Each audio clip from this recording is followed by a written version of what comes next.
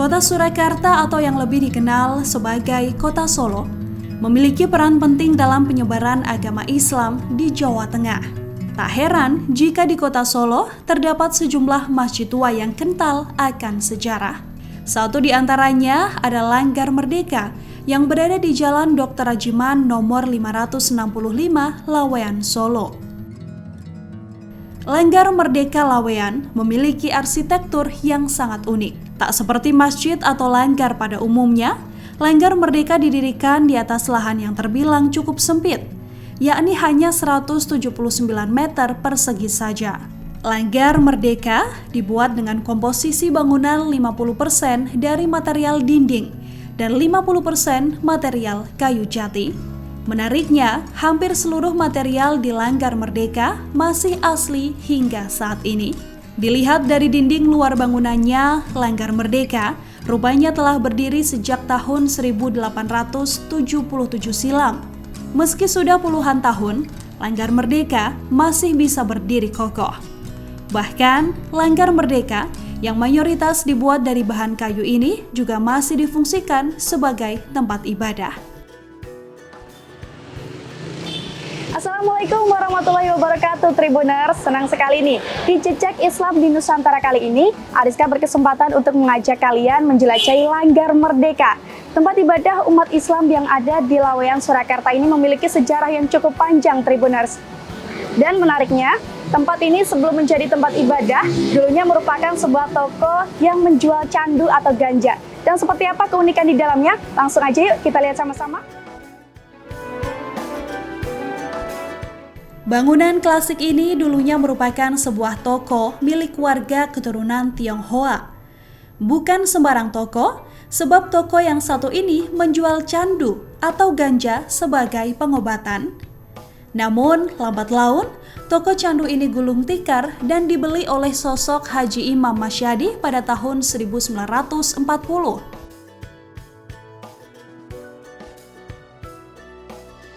Di lantai satu ini kita bisa menemukan dua toko yang menjual apem dan juga madu. Tapi bukan sembarang toko, dari hasil penjualan kedua toko ini dimanfaatkan untuk merawat Langgar Merdeka.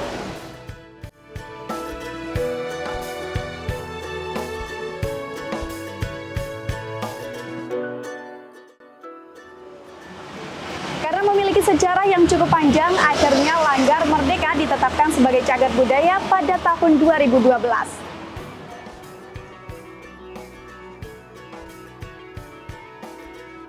Selain sejarah bangunannya, rupanya nama Langgar Merdeka juga memiliki cerita khusus di baliknya.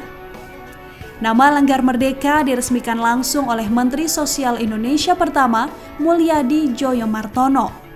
Kata merdeka sendiri sengaja dipilih untuk memperingati Hari Kemerdekaan Republik Indonesia pada waktu itu. Nama Langgar Merdeka ini juga sempat diubah menjadi Langgar Al-Ikhlas semasa agresi militer Belanda II sekira tahun 1949. Perubahan nama ini dilakukan karena adanya larangan penggunaan kata merdeka oleh Belanda yang tengah menduduki kota Solo saat itu. Saat masuk ke Langgar Merdeka, kita akan menemukan berbagai ornamen unik, termasuk ornamen bulan dan bintang yang ada di setiap jendela dan pintu Langgar Merdeka. Ornamen yang satu ini menjadi ciri khas Langgar Merdeka sekaligus menjadi khas Turki Utsmani. Saat memasuki Langgar Merdeka ini banyak ornamen unik yang bisa kita temukan Tribuners, seperti kentongan, ornamen bulan dan bintang, hingga tangga atau pembatas soft antara pria dan wanita masih asli dari zaman dulu. Selain ornamennya, lemari di Langgar Merdeka ini juga sangat menarik, di mana desainnya dibuat dengan sangat detail untuk memudahkan jemaah meletakkan Al-Quran. Tahun 1942 dibangunlah Langgar Merdeka ini oleh keluarga besar Pak Haji Imam Masyadi dengan konsep yang mengikuti perpaduan antara Jawa, kemudian Islam yang tentunya terwakili dengan konsep Turki Utsmani, dan termasuk dibangun menara sebagai bentuk simbol syiar Islam, karena di awalnya menara memang berfungsi sebagai fungsional untuk siar, karena belum ada waktu itu teknologi sound system sehingga orang masih naik ke atas untuk azan. Menjelang kemerdekaan tahun 1945, Langgar ini sebelum kemerdekaan sudah selesai. Tapi karena waktu itu proklamator Bung Karno itu sering datang ke wilayah Laweyan, beliau menitip pesan kepada salah satu Menteri Sosial pertama RI, waktu itu kalau tidak salah namanya Pak Mulyadi Joyomartono, untuk memberikan nama Langgar ini dengan nama Merdiko. Jadi nama bahasa Jawanya Merdiko, tapi karena di Indonesia kan menjadi merdeka. Pendudukan pemerintah Hindia Belanda yang kedua di tahun 1949, semua simbol-simbol yang sifatnya nasionalisme harus hilang. Sehingga kita waktu itu ditulis dengan nama Al-Ikhlas. Dan itu sebagai bukti sejarah bahwa dua nama antara Langgar Merdeka dan Langgar Al-Ikhlas. Berkait dengan peninggalan benda-benda asli yang sejak ini dibangun adalah kentongan ya. Kentongan itu sebagai bukti bahwa ini dulu cara siar memanggil orang untuk datang ke masjid itu dengan kentongan, karena belum ada sound system. Kemudian pembatas ini dibangun untuk pembatas antara perempuan dan laki-laki, antara jamaah perempuan dan laki-laki dibangun juga bersamaan dengan itu. Kemudian ada meja-meja yang asli yang dipakai untuk pengajian rutin setiap yang ada kegiatan dakwah di Langgar Merdeka. Kalau konsep tempat imam ini yang membangun itu sudah sangat paham tentang fikih sholat atau fikih ibadah. Bagaimana ketika imam batal harus keluar, jalan keluarnya kemana, ke kiri atau ke kanan, itu insya Allah sudah dipahami betul secara oleh pemberi wakaf waktu itu dan yang membangun. Sebagai bukti Langgar ini sudah ditetapkan sebagai daerah cagar budaya. Pada tahun 2012 kami perlihatkan sertifikat resmi dari pemerintah Kota Surakarta.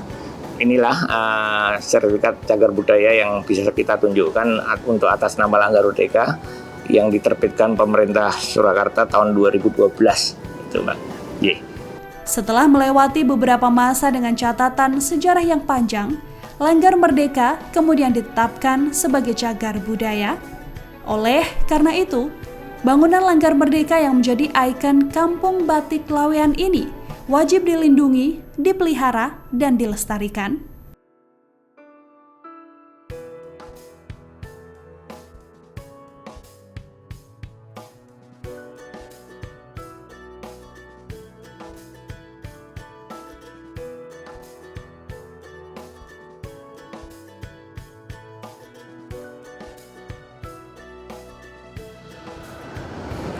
Dari atas menara Langgar Merdeka ini kita bisa melihat suasana sekitar Solo Raya dari atas sini nih Tribuners. Dan kalau cuaca bagus, kita bisa melihat Gunung Merapi, Merbabu, dan juga Lawu dari atas sini. Tapi sayang sekarang cuacanya lagi mendung, jadi kita belum bisa menyaksikannya dari sini.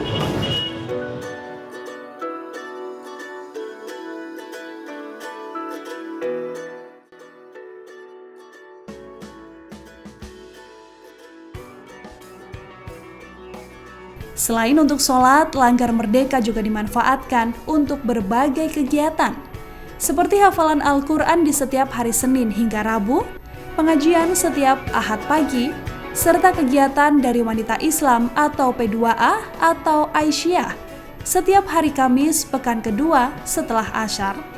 Sebagai salah satu cagar budaya yang kental akan sejarah, Langgar Merdeka bisa menjadi rekomendasi wisata religi di kota Solo. Selain menjadi wisata religi, Langgar Merdeka juga masih aktif digunakan untuk beribadah, bahkan berbagai kegiatan lainnya. Sekian perjalanan kita dalam Jejak Islam di Nusantara edisi Langgar Merdeka. Terima kasih atas kebersamaan Anda dan selamat menjalankan ibadah puasa. Wassalamualaikum warahmatullahi wabarakatuh.